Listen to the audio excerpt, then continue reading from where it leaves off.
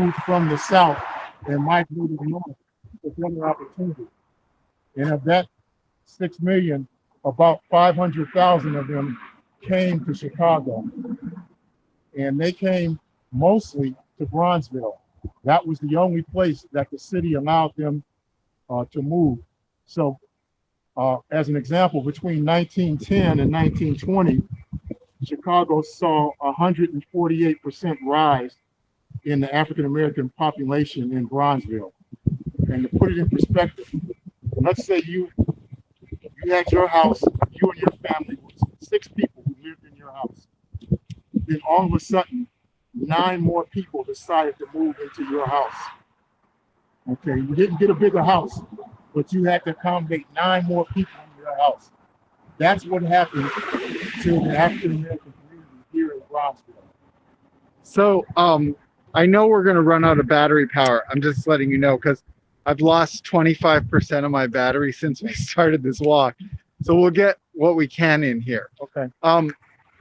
So, Mr. Creed, what we're looking at over there, those fields, what used to be there? Those used to be the Robert Taylor projects. And actually before Robert Taylor projects, there were actually homes that were there. As a matter of fact, I was born on 44th and Dearborn, which now looks much like this field. So right down the street.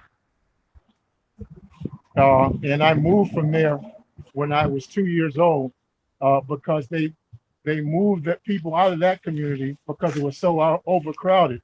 And they tore down the houses that were there and they built high-rise housing complexes. When they did that, did the people who live, I mean, I know you were 2 years old, but did the people who lived in those houses think that it was an upgrade? That the high rises were going to be a better way of living? Initially it was. Actually, for the first few years, the people who lived in the housing projects had what they considered to be a good standard of living. But what happened was that the city never invested in the infrastructure and the upkeep of the housing projects. And so if you think about it, you know, when you live in low-rise buildings, people would play in the street. They sometimes would play in the alley, and grandma or mom would sit on the front porch and supervise the play that was going on. So now you build these projects that are, 18, 20 stories high, and grandma can't supervise everybody living on the 14th floor. And you had so many children and only a very small play lot, maybe 1 or 2 basketball courts, and that was it. So it became very difficult. There were no amenities, no green spaces to play and things like that. So, and the city never invested in the upkeep of those projects. So then quickly they ran into disrepair. Okay, so we're over here. You guys probably by now have answered your question of where we are.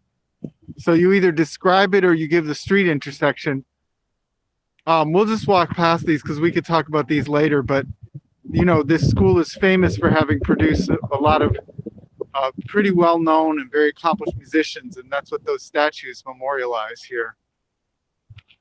Yeah, in Bronzeville, since the African-American community lived in this small swath of land, originally the only high school that was available for African-Americans was Wendell Phillips.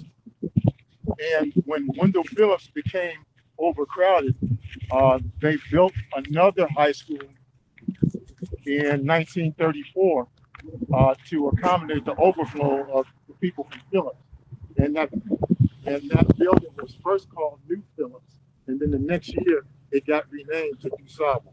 Oh, it's interesting because renaming it DuSable suggests, because Wendell Phillips is not African American, is that correct?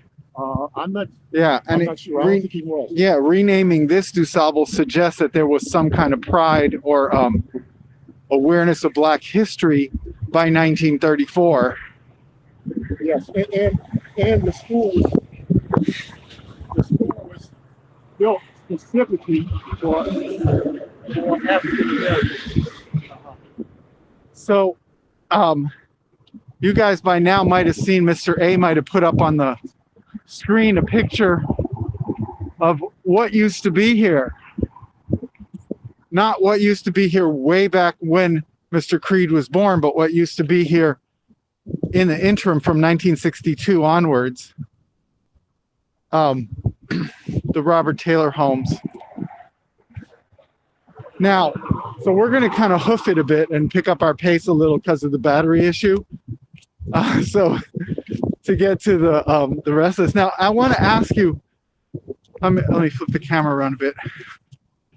So, Mr. Creed, do you consider what we're seeing here to be a sign are there any signs of gentrification where we are right now? Right now, you don't see any signs of classic gentrification. But when we go a couple of blocks in, particularly to Michigan Avenue, you'll see lots of signs of gentrification. And as a resident, so you said you've lived here for 36 years, or you've lived in the Bronzeville area for the last 36 years. Yes, yes, So you were born here, moved away, came back. yes. And would you say that you feel like this neighborhood is getting better? What is your feeling about the neighborhood from your point of view, not just like for outsiders, but as a resident? Absolutely. I think that the neighborhood is getting better. There are a lot of pros for gentrification. The community, people come back, they bring back businesses to the community. There's more housing that's available.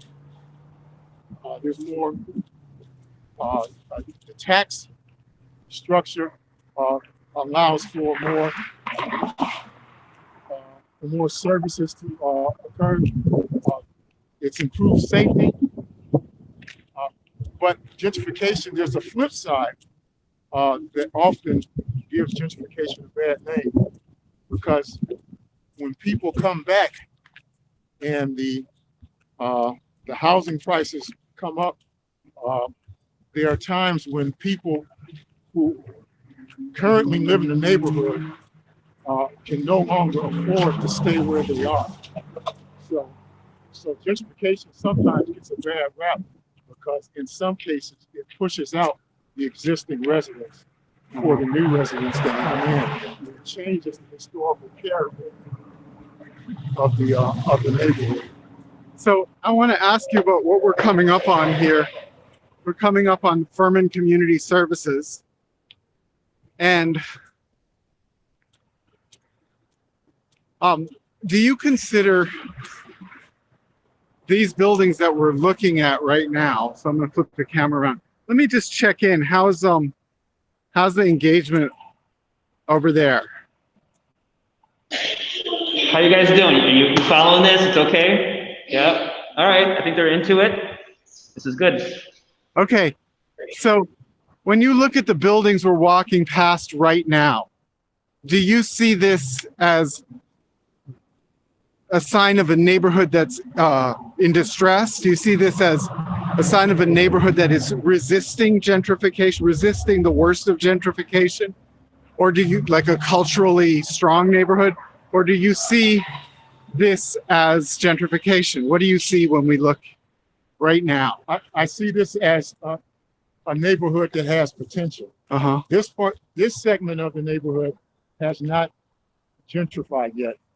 But knowing what's happening just a few blocks down, I still see signs of hope.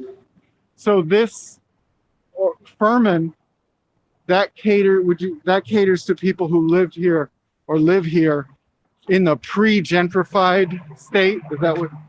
Yes, it does. And they do community services for people. They provide assistance for people who are in the community now. So now, when you look at this set of, what do you see when we look at this row of, well, I was going to call them stores, but there's really nothing there that is operating. There's some graffiti, well, actually artwork, Demand Justice. Mhm. What do you see when you look on at that I see potential? I see property that hasn't come around yet. Uh-huh. But I look in the background, Uh-huh. and then I look at the Rosenwald Uh-huh. apartments, and I see what's happening, and so I'm hopeful there's just a matter of time before these properties come around. Do you see these as, here, I'm just gonna pan around and look at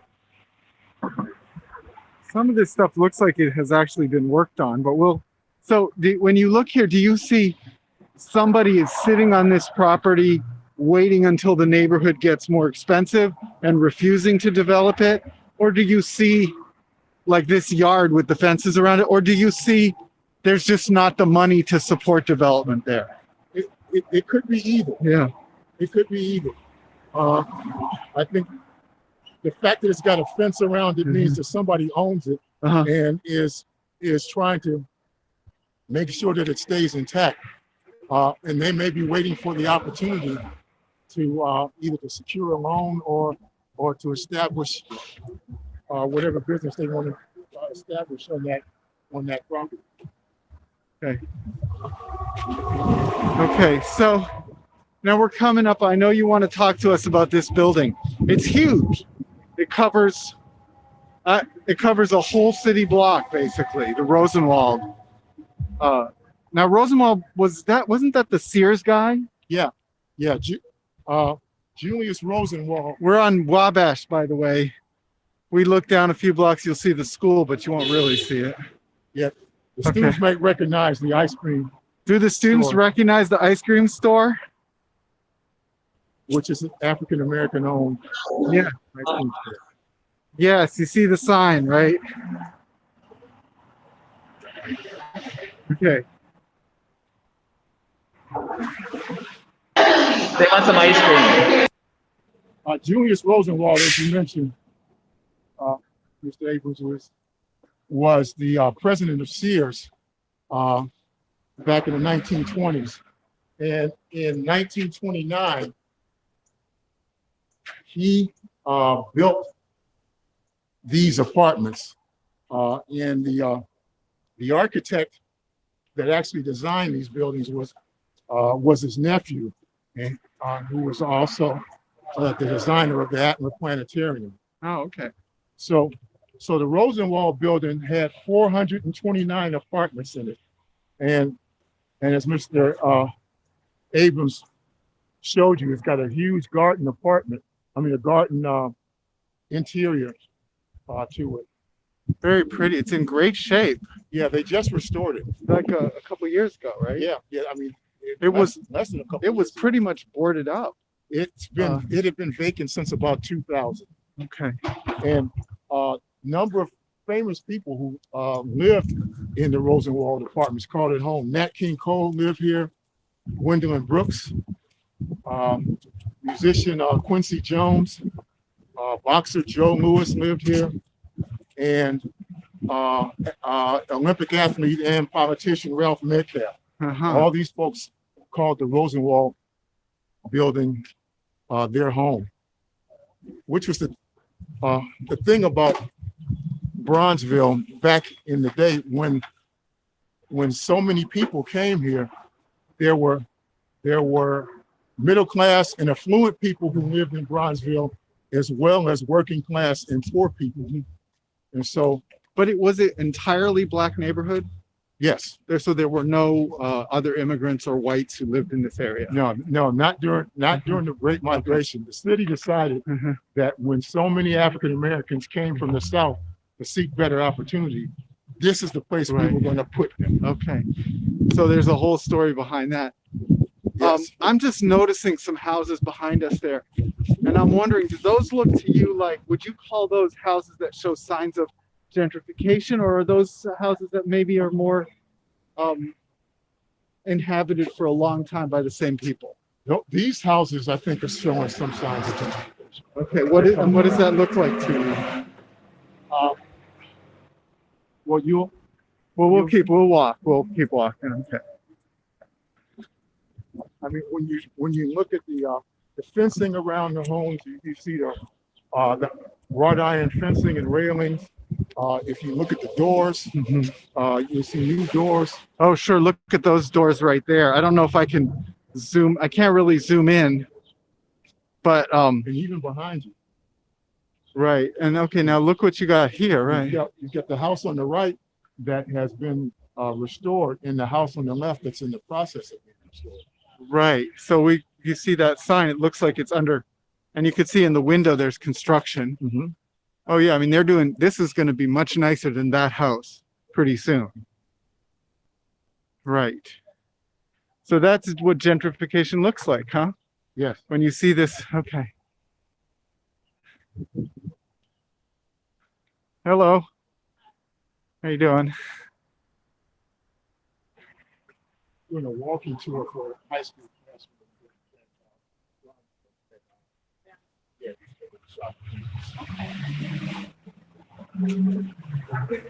Is this your house?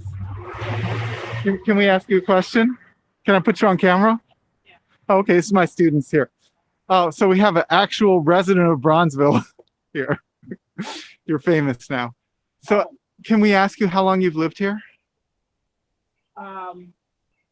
Well, I'm going to say that this is my daughter's home. Okay. She's been here since 2007. Okay, so pretty recent. Yeah.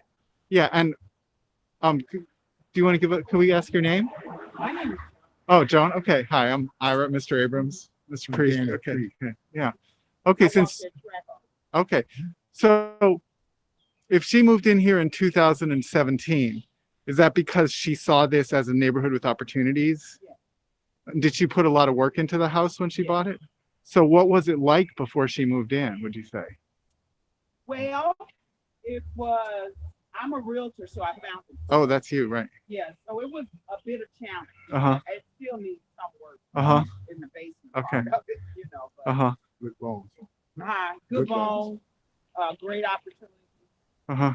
good area. Uh-huh. Did they do the work themselves or did they hire someone? No. They're not hired like, okay, they're not like those homestead people we see on TV. No. Okay. No, she hired people to come in. The second floor and the first floor was kind Okay. of updated. Okay. My battery's going, so we're gonna go. But thank you Sure. so much. I'm Have glad a we caught you. wonderful day. You too. Bye. Okay. We had an interview, unexpected. That's great. So we're just gonna keep walking by here, and I'm gonna ask you guys to notice the places that have been painted and look like they've been redone. And the ones that are sort of redone, like this one looks like it's a rental, right? Some company has bought it. They got their Black Lives Matter sticker there, but Warfield, it looks like they might be renting this out and they've partially redone. Yeah. And then there's the Chicago teachers. Woohoo! Oh, look at this purple door. Somebody put some work into that. And this one, okay, so here, now you got something. It's not that no work has been put in. Look at the front door, and you got the security gate behind on that one. Right. And then right next to it, you got this. I don't know if you guys can see these two houses, but obviously that looks like new construction, doesn't Yeah, it? It is new construction. It's designed to look like to fit in with the existing construction. Okay, we got about 7 minutes of video left. Okay. So This is not new construction. This No. is, yeah, but they put, and then look, it's Berkshire Hathaway. That's Warren Buffett's Yes. real estate. Okay. And then here we got, yeah. Okay. And you got a little gym out here. Yeah, we're gonna scoot over to Michigan as fast as we can. In fact, what I'm gonna do, Mr. A, I'm gonna disconnect briefly because the battery is so low, and then reconnect once we get over to Michigan. Okay. Yes, sounds good. Great.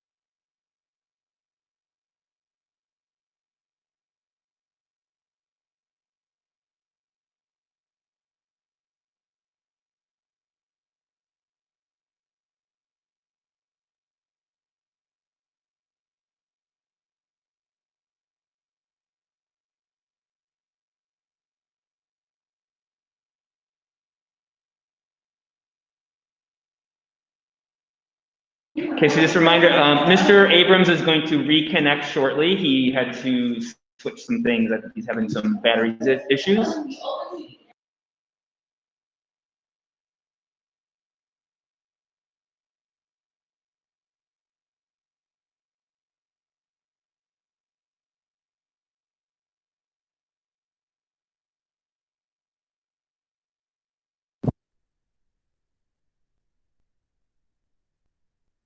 We're back, and that is something else, Mr. Creed. We don't really have time to explore it too much, but whoever built that was very wealthy.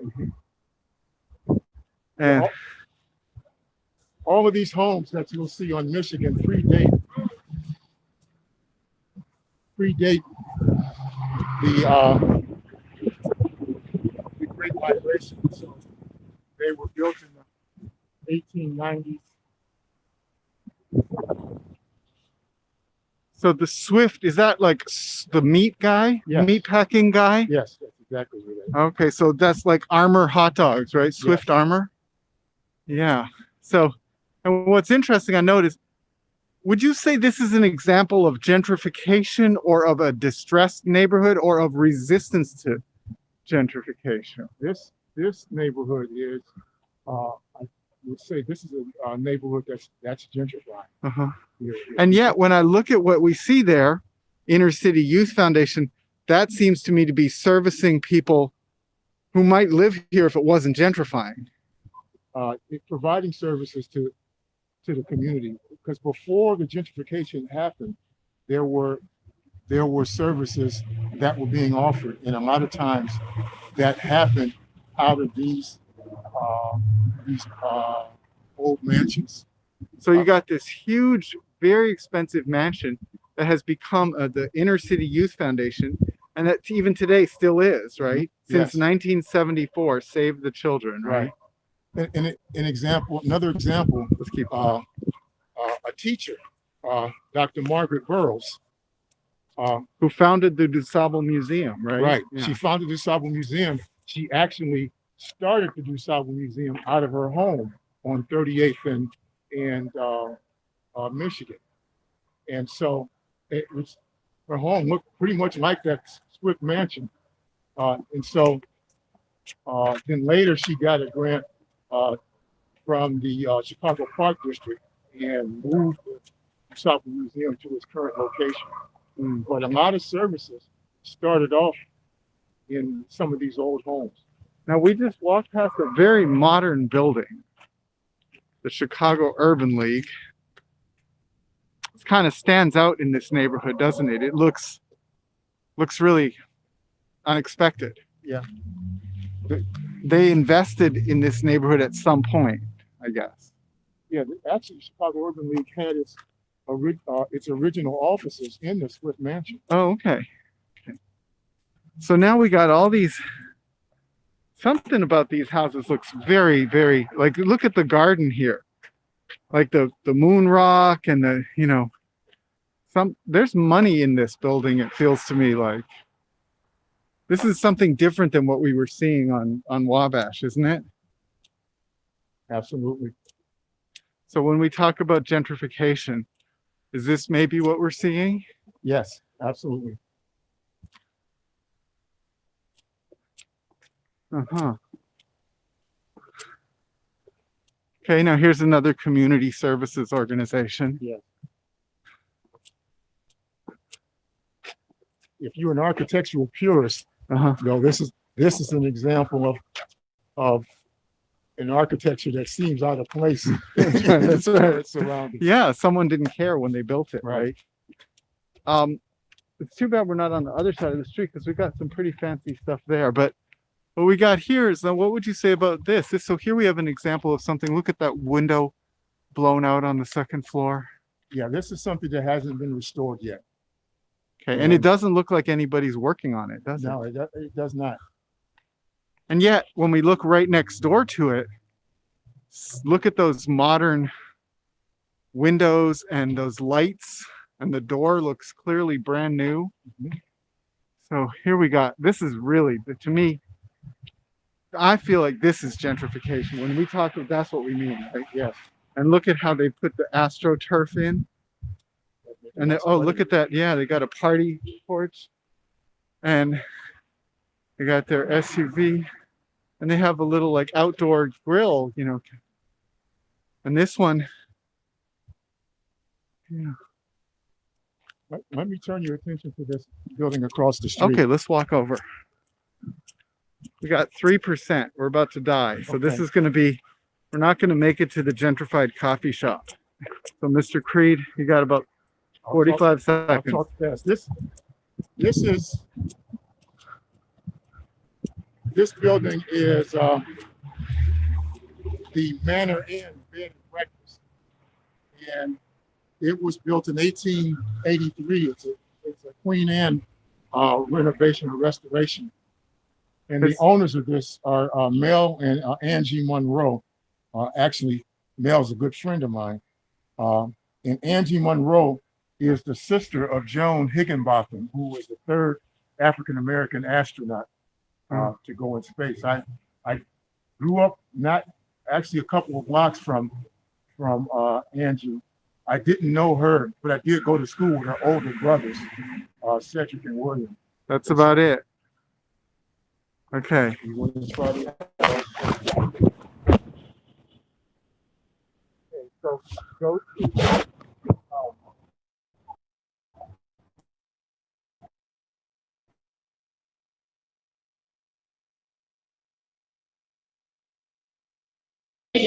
All right, we may have lost Mr. Abrams. I know he was down to like very little battery. So let's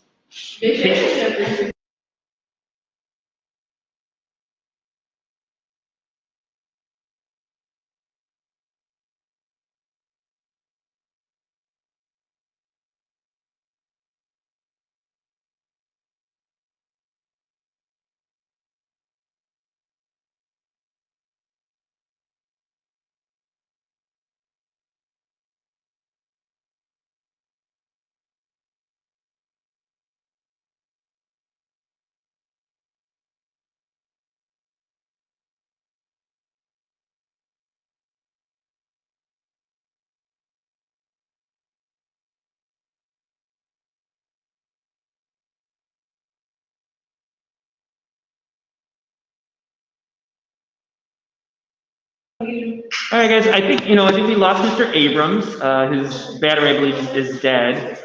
All I can say is maybe with the Jamboard, with like the different questions that he's asking, maybe this is a good opportunity to answer that if you haven't already.